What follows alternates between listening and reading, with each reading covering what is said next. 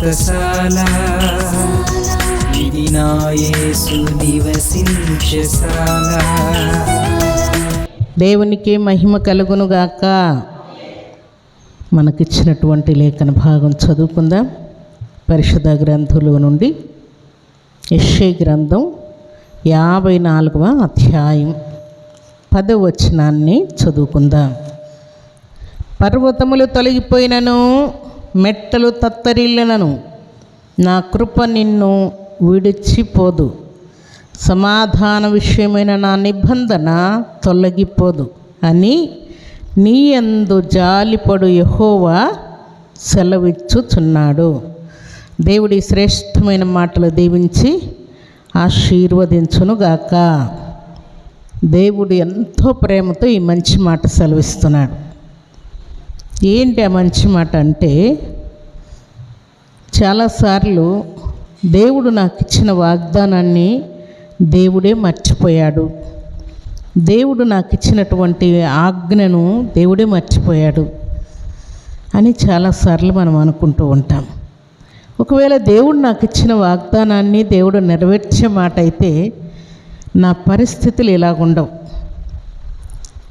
అలాగే నా ఆరోగ్యం ఇలాగుండదు, నా విద్య బుద్ధులు ఇలాగుండవు, నా బిజినెస్ ఇలాగుండదు, నా చేతి కష్టం ఇలాగుండదు, నా ఇంటి పరిసరాలు ఇలాగుండవు, నా ఇరుగు పొరుగు వారితో నాకు పరిస్థితులు ఇలాగుండవు, నా ఆత్మీయ జీవితం కూడా ఇలాగ ఉండదు. దేవుడు నాకు ఇచ్చినటువంటి వాగ్దానమును నెరవేర్చిన మాట అయితే నా పరిస్థితులన్నీ మారిపోతాయి అని మనం అనుకుంటూ ఉంటాం. అయితే దేవుడు ఏమంటున్నాడో మనం చదువుకున్న మాటలో దానిని బట్టి దేవుడు మనకు అస్సలైనటువంటి ఆన్సర్ ఇస్తున్నాడు. ఏంటంటే, పర్వతములు తొలగిపోయినా, మెట్టలు తత్తరిల్లినా నా కృప నిన్ను విడిచిపోదు. ఒకటి, ఇంకా ఏమంటున్నాడు, సమాధాన విషయమై నా నిబంధన తొలగిపోదు. దేవుడు ఒక నిబంధన మనతో చేసిన తర్వాత, ఒక వాగ్దానము చేసిన తర్వాత, ఫలానా రోజు దేవుడు ఫలానా విషయంతో దేవుడు నాతో మాట్లాడాడు అని మనం హృదయంలో సమాధానం తెచ్చుకొని ఉంటాం. ఈ సమాధానము దేవుని వాగ్దానాన్ని జ్ఞాపకం చేసుకున్న ప్రతిసారి కూడా మనకు సమాధానం కలుగుతూనే ఉంటుంది. అందుకని దేవుడు ఏమంటున్నా అంటే, సమాధాన విషయమైన నా నిబంధన తొలగిపోదు. దేవుడు మనకిచ్చినటువంటి నిబంధనను, దేవుడు మనకిచ్చినటువంటి వాగ్దానమును, దేవుడు మనకిచ్చినటువంటి ప్రవచనమును దేవుడు ఏం చేస్తాడంట, ఆయన జాలిపడి, ఫలానా రోజు నా కుమారునికి, ఫలానా రోజున నా కుమార్తెకు, ఫలానా సంవత్సరంలో నా కుమారునికి, నా కుమార్తెకు ఫలానా వాగ్దానం చేశాను కదా, అయ్యో పాపం చాలా లేట్ చేశానే అని దేవుడు జాలిపడి ఏమంటున్నాడు, అని నీ యందు జాలిపడు యెహోవా సెలవిచ్చుచున్నాడు. దేవుడు ఇచ్చినటువంటి వాగ్దానాన్ని, ప్రవచనాన్ని, నిబంధనను మర్చిపోకుండా దాన్ని జ్ఞాపకం చేసుకొని నీకు ఇచ్చినటువంటి మాటను నెరవేర్చడానికి దేవుడు ఆరాటపడుతూ ఉన్నాడు. దీనిలో భాగముగా గాలి తుఫానుల వంటి అవమానాలు, అభ్యంతరాలు, అనారోగ్యాలు, నిందలు, శత్రువులు, కర్రువు ఎన్నో మనల్ని చుట్టుకుంటూ ఉంటాయి. అలాగే ఇక మరణకరమైనటువంటి పరిస్థితి కూడా నాకు దాపురించింది. నేను బ్రతకడం కూడా డౌటే అనేటట్టుగా కూడా కొన్నిసార్లు పరిస్థితులు వస్తాయి. ఇన్ని జరిగినా కూడా దేవుడు ఏమంటున్నాడు చెప్పండి, తొలిపోతాయి, తొలిపోవా? తప్పకుండా కొన్నిసార్లు ఎలాంటివంటే భూకంపాలు వస్తాయి. అప్పుడు ఏమైతాయి చెప్పండి, పర్వతాలన్నీ కదిలిపోతాయి, పెద్ద పెద్ద భవనాలు కూడా కూలిపోతాయి. అలాగే 100 సంవత్సరాలు ఉన్నటువంటి పెద్ద పెద్ద చెట్లు కూడా పడిపోతాయి, కరెంటు స్తంభాలు కూడా పడిపోతాయి, కొండలు పర్వతాలు అన్నీ కూడా చీలిపోయి అన్నీ పడిపోతాయి.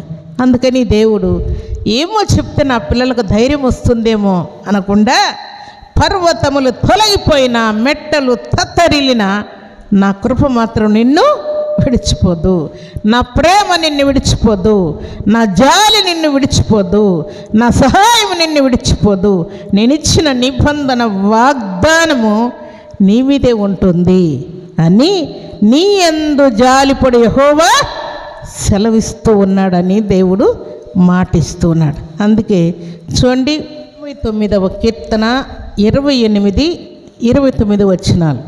నా కృప నిత్యము అతనికి తోడుగా ఉండజేసేదను, నా నిబంధన అతనితో స్థిరముగా ఉండును. ఇంకొక మాట ఏమంటున్నాడు?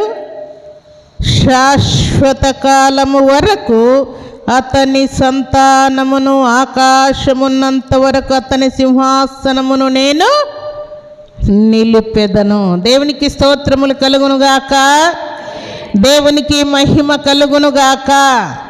దేవుడు సెలవిస్తున్నటువంటి మాట, నా కృప నిత్యము అతనికి తోడుగా ఉండజేస్తాను, నా నిబంధన అతనితో స్థిరముగా ఉండును, శాశ్వత కాలము వరకు, ఆకాశమున్నంత వరకు అతని సింహాసనము నిలిపెదనని దేవుడు వాగ్దానం చేస్తున్నాడు.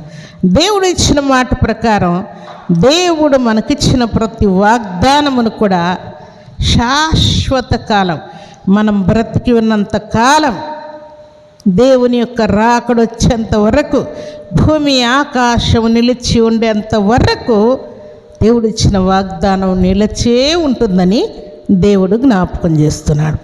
ఇక్కడ భక్తుడైనటువంటి యోనా కానీ, భక్తుడైనటువంటి నోహు కానీ దేవుడు వారికి తోడై ఉన్నాడన్న సంగతిని మర్చిపోకుండా నోవహుకు దేవుడు తోడై ఉన్నాడని ఎంతమంది చూశారు చెప్పండి? లోకమంతా చూసినట్టే కదా. అయ్యా నోహు, నీళ్ళు చాలా విస్తారంగా వచ్చాయి, ఒక్కసారి తలుపు తెరు, భద్రంగా ఉన్నాం, మేము మునిగిపోతూ ఉన్నాం అని అందరూ వచ్చి ఓడను కొడుతూ ఉన్నారట. తలుపు తెరు, తలుపు తెరు, తలుపు తెరు అని కొడుతూ ఉన్నారట.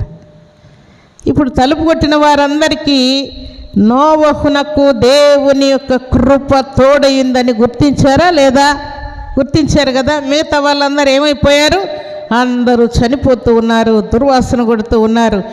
నీళ్లు తప్ప మరేమీ కనబడకుండా భూమి అంతా నిండిపోయింది. అయితే నన్ను ప్రేమించు వారిని ఆస్తికర్తలుగా చేయుదును, వారి నిధులను నింపెదను అంటున్నాడు. దేవుని యొక్క ఆశీర్వాదాన్ని తూచ తప్పకుండా పొందుకొని దేవునికి మహిమ తెచ్చే పాత్రలుగా మనం ఉండాలని దేవుడు కోరుకుంటూ ఉన్నాడు. అలాంటి కృపా భాగ్యం సర్వశక్తిమంతుడైనటువంటి దేవాతి దేవుడు సర్వసమృద్ధిగా మనందరికీ అనుగ్రహించి ఆశీర్వదించునుగాక. ఆమేన్.